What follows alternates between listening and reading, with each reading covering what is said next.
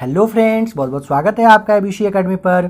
Friends, 67वीं BPSC और CDPO के लिए आप प्रैक्टिस सेट देख रहे हो। आज के इस क्लास में आपको टॉप 30 क्वेश्चन देखना है। हर एक सवाल को काफ़ी ज़्यादा सोच विचार कर आपके सीडीपीओ और बीपीएससी के लिए बनाया गया है। हर एक सवाल को ध्यान से देखिए, कुछ बातें बताई जाएंगी, उसे भी आप समझने की कोशिश करिएगा। देखिए आज का पहला सवाल, 1889 ईस्वी में अहमदिया आंदोलन का प्रारंभ किसने किया? देखिए इन सारे ऑप्शन में से कोई भी सही जवाब नहीं है। नाम है उनका मिर्ज़ा गुलाम अहमद। ठीक है, मिर्ज़ा गुलाम अहमद नाम था। उन्होंने ही अहमदिया आंदोलन की शुरुआत की थी। ऑप्शन नंबर ई आपका सही होगा यहाँ पे। इसी आंदोलन को एक और नाम से भी बुलाया जाता है जिसका कि नाम है कादियान। अगर कादियान दे दिया अहमदिया की जगह तो यह जवाब आपका होना चाहिए कि मिर्ज़ा गुलाम अहमद ने यह आंदोलन की शुरुआत की थी।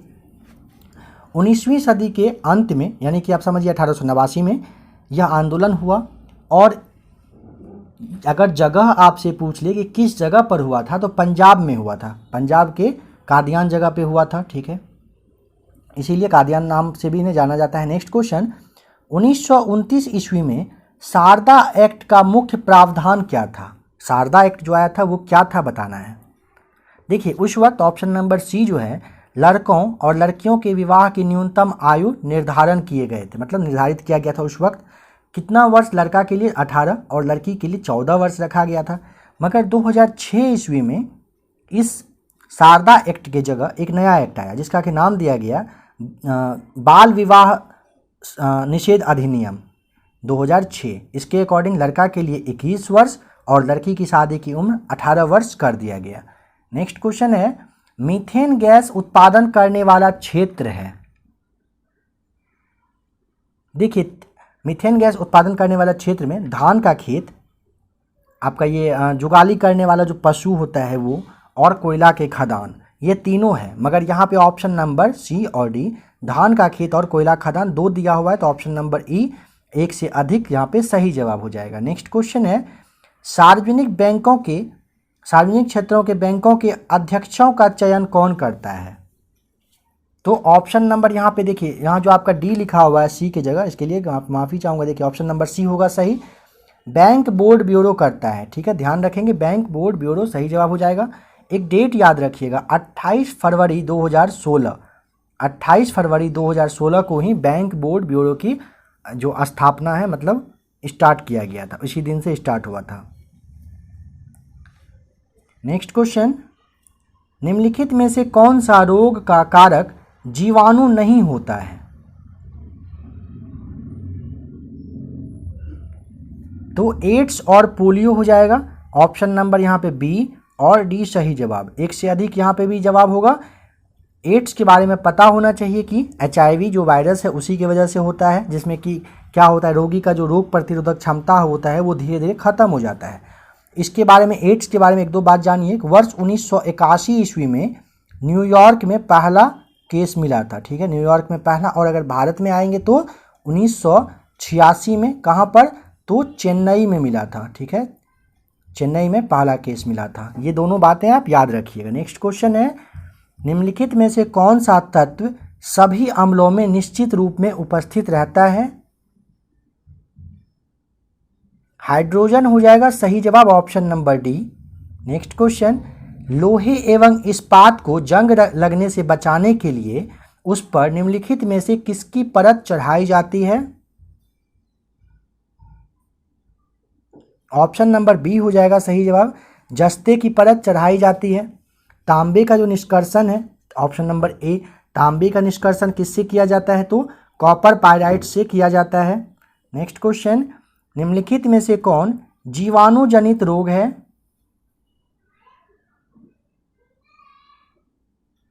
ऑप्शन नंबर यहाँ पे सी, यक्ष्मा हो जाएगा, जो कि जीवाणु जनित रोग है। इसे ही आप क्षय रोग और टीबी के नाम से जानते हैं। आपको पता होना चाहिए कि यह कैसे एक दूसरे में फैलता है। तो साथ में कह सकते हैं आप, खाना खाने से या फिर थूकता है इंसान, उस वक्त हो सकता है दूसरे को ये बीमारी पकड़ ले। इसमें लक्षण क्या क्या है? तो रात में पसीना आएगा, आपको फीवर होगा, भूख नहीं के बराबर लगता है और एनर्जी प्लस जो शरीर का वेट है वो बहुत ज़्यादा कम हो जाता है। इस रोग के इलाज के लिए जो इंजेक्शन दिया जाता है उसका क्या नाम है? अगर यह सवाल पूछे तो यहाँ पे लिख रहा हूँ, देखिएगा, स्ट्रेप्टोमाइसिन नाम का एक इंजेक्शन है, वो दिया जाता है। देखिए नेक्स्ट क्वेश्चन, यदि कोई मानवीय रोग विश्व के वृहद क्षेत्र में फैलता है तो उसे क्या कहते हैं?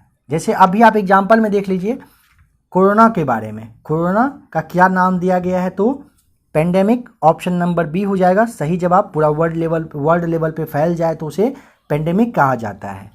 नेक्स्ट क्वेश्चन, हाल ही में दिसंबर 2019 के दौरान भारतीय निर्वाचन आयोग ने किस राज्य की जननायक जनता पार्टी को राज्य स्तरीय दल का दर्जा प्रदान किया है?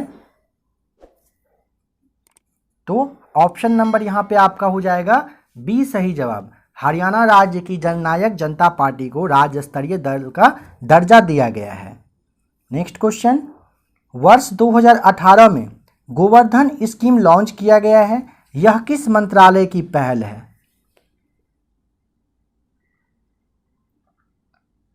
ऑप्शन नंबर सी हो जाएगा, जल शक्ति मंत्रालय द्वारा यह पहल, मतलब ये स्कीम लॉन्च किया गया है।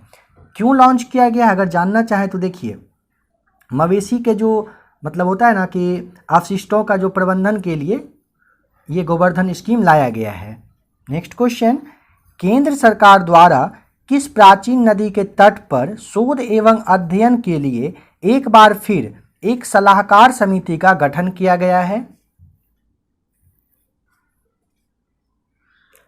ऑप्शन नंबर बी हो जाएगा, सरस्वती नदी पर, सरस्वती नामक नदी जो है उस पर किया गया है। 2019 में जो इससे पहले जो सलाहकारी समिति परिषद था उसका समय समाप्त हो चुका था, मगर फिर से एक बार यहाँ पे किया गया है। कहाँ पर? तो सरस्वती नदी पर। नेक्स्ट क्वेश्चन है, दिसंबर 2019 के दौरान कौन सा देश मोबाइल ट्रैकिंग कैमरा लगाने में विश्व का पहला देश बन गया है? पहला यहाँ पे लगा हुआ है तो काफ़ी ज़्यादा वीवीआई क्वेश्चन हो जाता है। ऑप्शन नंबर सी हो जाएगा, ऑस्ट्रेलिया सही जवाब। नेक्स्ट क्वेश्चन, भारत में चिश्ती संप्रदाय का संस्थापक कौन था? ऑप्शन नंबर डी हो जाएगा यहाँ पे आपका सही, ख्वाजा मोइनुद्दीन चिश्ती। चिश्ती संप्रदाय के संस्थापक कौन थे भारत में? तो ख्वाजा मोइनुद्दीन चिश्ती। नेक्स्ट क्वेश्चन है, महाजनपद व उसकी राजधानियों का गलत युग्म बताइए।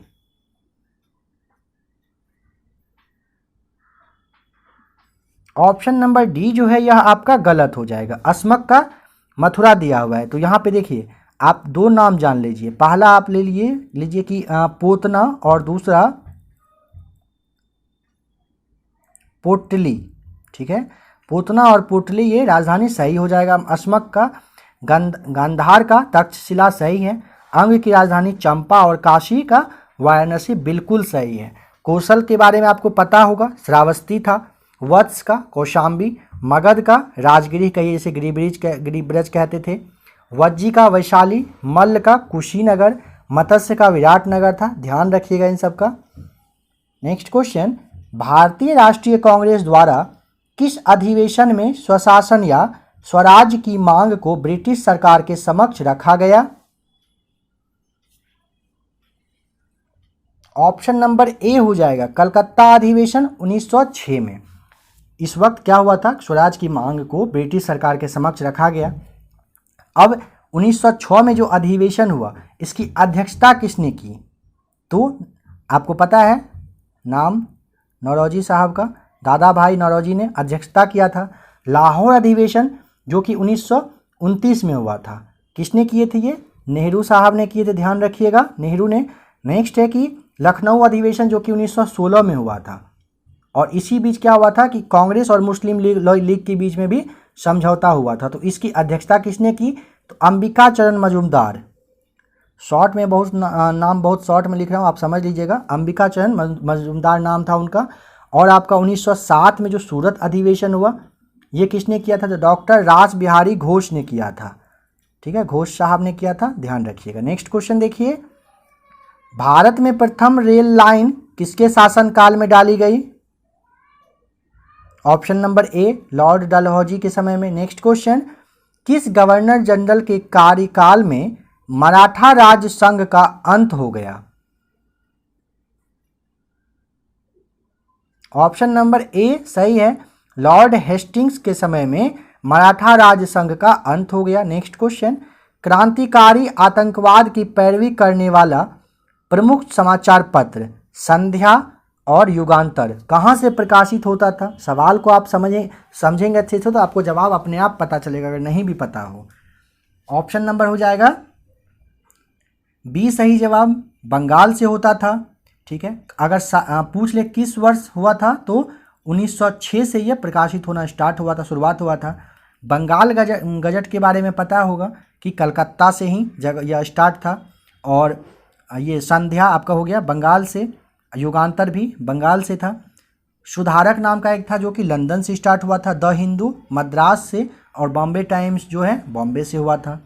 नेक्स्ट क्वेश्चन, हाल ही में चर्चा में रहा विश्व का सबसे बड़ा शरणार्थी कैंप, नाम जिसका है कि अल हाई, किस देश में स्थित है? ऑप्शन नंबर यहाँ पे आपका बी हो जाएगा सही जवाब। कहाँ पर? सीरिया में है। नेक्स्ट क्वेश्चन, मुकेश अंबानी की अगुवाई वाली रिलायंस इंडस्ट्रीज की फ्यूचर ब्रांड इंडेक्स 2020 में क्या रैंक है? ऑप्शन नंबर बी हो जाएगा दूसरा रैंक। नेक्स्ट क्वेश्चन, अद्भुत अयोध्या पुस्तक किसने लिखी है जो अयोध्या के इतिहास पर प्रकाश डालेगी नहीं, डालती है, यहाँ पे हो जाएगा अद्भुत अयोध्या। नीना राय, ऑप्शन नंबर डी होगा सही जवाब। नीना राय ने अद्भुत अयोध्या नामक पुस्तक लिखी है जो कि अयोध्या के इतिहास के बारे में बहुत बारीकी से बताता है। नेक्स्ट क्वेश्चन, प्रसिद्ध व्यक्तित्व शर्ली एन ग्रेव का हाल ही में निधन हो गया, वह किस रूप में प्रसिद्ध थी? बताना है कि वह क्या थी। उपन्यासकार, ऑप्शन नंबर डी हो जाएगा सही जवाब। वे क्या थी? तो एक उपन्यासकार थी जो बहुत फेमस थी। नेक्स्ट क्वेश्चन है, दिल्ली इलेक्ट्रिक वाहन नीति का लक्ष्य 2024 तक राजधानी शहर में कितने प्रतिशत इलेक्ट्रिक वाहनों का संचालन करने का है? ऑप्शन नंबर डी हो जाएगा 25%। नेक्स्ट क्वेश्चन, भारत का पहला समुद्र के अंदर बनने वाला टनल किस शहर में बनाया जा रहा है?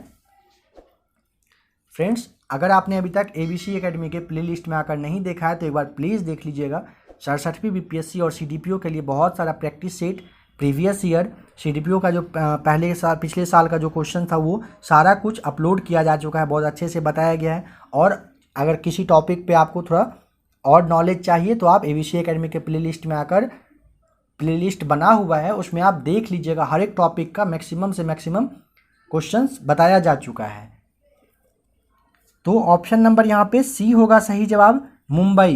ध्यान रखेंगे, मुंबई में कोस्टल रोड प्रोजेक्ट के तहत यह बन रहा है। अगर इसकी लंबाई पूछा जाए तो 0.27 किलोमीटर होगा।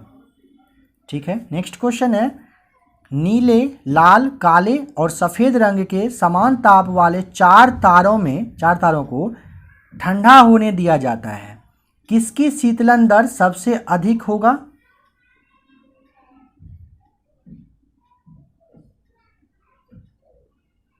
ऑप्शन नंबर डी हो जाएगा, सफ़ेद का जो है वो सबसे ज़्यादा होगा। ध्यान रखेंगे, सफ़ेद रंग की जो वस्तु है वो सभी प्रकार के रंगों का उत्सर्जन कर देगा, इसीलिए उसका क्या होगा, शीतलन दर सर्वाधिक होता है। काली वस्तु के बारे में पता होगा कि सबसे उसका कम होता है शीतलन दर। ठीक है, नेक्स्ट क्वेश्चन है, जलवायु परिवर्तन सूचकांक 2020 में भारत का स्थान क्या है? देखिए, पहले 2020 के बारे में समझिए कि अगर 20 यहाँ पे दिया हुआ है तो ऑप्शन नंबर आपका बी हो जाएगा। फ्रेंड्स ध्यान से सुनिएगा, 20 के बारे में यहाँ पे बता रहा है तो ऑप्शन नंबर बी होगा। अगर 21वां पूछे, जो अभी आ चुका है 21वां रिपोर्ट, अगर 21वां के बारे में पूछेगा तो 10वां हो गया है। ठीक है, 10वां है। अब समझिए थोड़ा सा, यह जो सूचकांक है न्यू क्लाइमेट एक्शन, क्या नाम था उसका, न्यू क्लाइमेट इंस्टीट्यूट और क्लाइमेट एक्शन नेटवर्क के द्वारा 2005 से यह मतलब दिया जाता है, 2005 से जारी किया जाता है रिपोर्ट। 2021 में ऐसा कोई भी देश नहीं था जो फर्स्ट, सेकंड, थर्ड नंबर पे अपने आप को ला पाए। इस सूचकांक में क्या होता है, जैसे ग्रीन हाउस गैस उत्सर्जन, नवीकरण ऊर्जा, जलवायु नीति, ऊर्जा उपयोग के आधार पर सारा कुछ मतलब को बेस बनाकर इसका रिपोर्ट जारी किया जाता है। मगर पहला, दूसरा, तीसरा पर कोई ऐसा देश है ही नहीं जो अच्छा मतलब अपना वो रिपोर्ट मतलब बनवा पाता, अच्छा काम करता जिससे कि उसका फर्स्ट रैंक पे आता। चौथे स्थान पर स्वीडन और पांचवा पर डेनमार्क को रखा गया है। ध्यान रखिएगा, चौथा पर कौन सा है तो स्वीडन हो जाएगा और पांचवा पर आपका डेनमार्क है। पहला, दूसरा, तीसरा जो जगह है वो खाली है। नेक्स्ट क्वेश्चन, 2020 का रसायन विज्ञान नोबेल पुरस्कार प्राप्त हुआ। कब का? 2020 का। देखिए यहाँ पे आपका ऑप्शन नंबर 2 जो डार्डना दिया हुआ है, ए जेनिफर डार्डना, इनको तो मिला है जो कि कहाँ की हैं तो यूएसए की हैं। इनके साथ और एक आदमी को मिला है, वह कहाँ का तो फ्रांस का है। उसका नाम अगर आपको पता हो तो आप कमेंट करके ज़रूर बताइएगा उसका नाम क्या है। 2 लोगों को मिला था 2020 का रसायन का। अगर आप यहाँ पे जो आप और 3 ऑप्शन देख रहे हो, इन तीनों को 2019 का नोबेल प्राइज़ मिला था, ठीक है, लेकिन 2020 का किसको? जेनिफर डार्डना को। इसके साथ एक और व्यक्ति हैं, उनका नाम आप बताइएगा। नेक्स्ट क्वेश्चन, स्वामी सहजानंद सरस्वती ने एक पत्रिका का प्रकाशन किया, उसका नाम था, बताना है कि क्या नाम है उसका।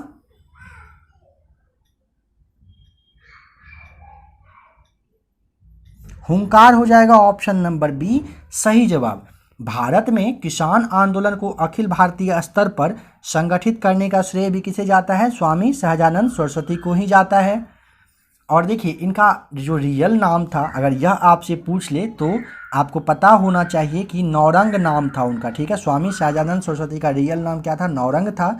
मगर स्वामी अच्युतानंद जो जी हैं, उनके द्वारा ये जब दीक्षा वगैरह लिए उसके बाद से ये सहजानंद सरस्वती कहलाए।